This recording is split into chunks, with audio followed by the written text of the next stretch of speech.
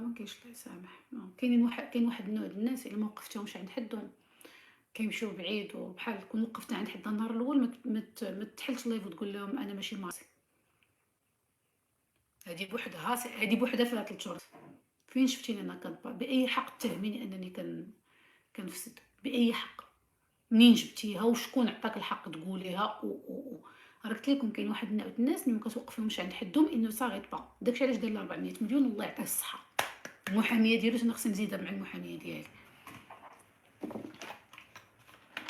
تسكتي ولا تخلصي 400 ما راه ما حيت ما يمكنش تجيبو فم وقول. بقى مقصرة أنا وياه مدوزة معاه شي حاجة، ما مدوزة معاها والو، فاش داك نوصلو لديك الهضرة؟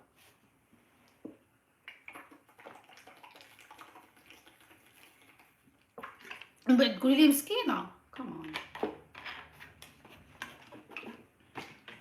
هي دي ليميتاتو. كومون تو تورني تا فيست؟ عمرها ما كانت محطوطة أصلا لا فيست، عمري ما كانت عندي اون فيست مع ديك السيدة. ديما كنت كنعطيها أعذار، كنقول عندها شي اضطراب، ولكن المحامية ديالها قالت ما عندها حتى شي اضطراب. انا منين المحاميه ديالتها قالت ما عندها حتى شي اضطراب صافي، وانا نفهم بان بنادم ماشي صافي. حيت المحاميه ديالها انا سمعت قالت قال لها شي جورناليست قال لها واش عندها اضطراب، قالت لي شكون قال لك عندها اضطراب؟ ما عندها حتى اضطراب.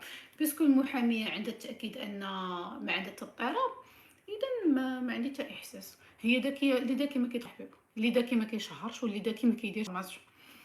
ما كاينش شي واحد ذكي كيدير شي حوايج اللي في القانون انتردي. الذكاء هو تعرفي كان ممكن تبقى تهضر على جميع المواضيع سون سيتي بيرسون بالضبط. تقول لك واحد السيده كنعرفها في استراليا وتعاود على راسها وتعاود على ما بغات. الله حبيبه ديالي.